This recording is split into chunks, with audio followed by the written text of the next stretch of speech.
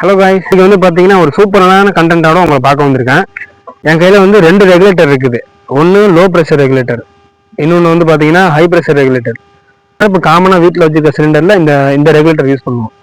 இதோட ப்ரெஷர் வந்து 0.5 PSI pressure சொல்லுவாங்க. இது வந்து பார்த்தீங்கன்னா ஹை ப்ரெஷர் அன்ப்ரெஷர் ரெடியூசர்னு சொல்லுவாங்க. இந்த ரெகுலேட்டர் எங்கே இருக்கு? மண்டபம் அந்த மாதிரி பார்த்தீங்கன்னா இந்த மாதிரி ரெகுலேட்டர் போட்டிருப்பாங்க. இப்போ இது வந்து ஒரு 100 பேர் 50 பேர் 30 பேருக்கு நேரத்தில் அதிக பேருக்கு சமைக்கணும்னா நீங்கள் இந்த ரெகுலேட்டர் போடணும். இப்போ இதுல என்னன்னா, இந்த ரெகுலேட்டர் போடுற பர்னருக்கு இதை போட முடியாது, இந்த பர்னருக்கு இந்த ரெகுலேட்டர் செட் ஆகாது. இது வந்து ஹை ப்ரெஷர் ரெகுலேட்டர்னா ஹை ப்ரெஷர் பர்னர் தான் போடணும், லோ ப்ரெஷர் ரெகுலேட்டர்னா லோ ப்ரெஷர் பர்னர் தான் போடணும். கிராஸ் கனெக்ஷன் பண்ணக்கூடாது.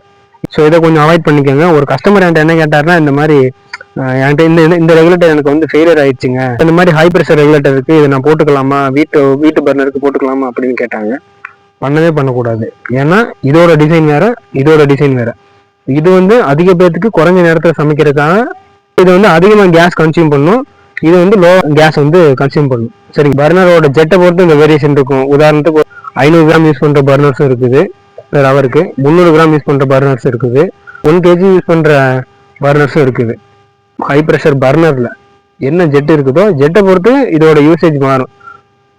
இது வந்து அப்படி கிடையாது. மேக்ஸிமம் வந்து ஒரு 5 பேர் 10 பேருக்கு அவ்வளோதான் சமைக்கலாம்.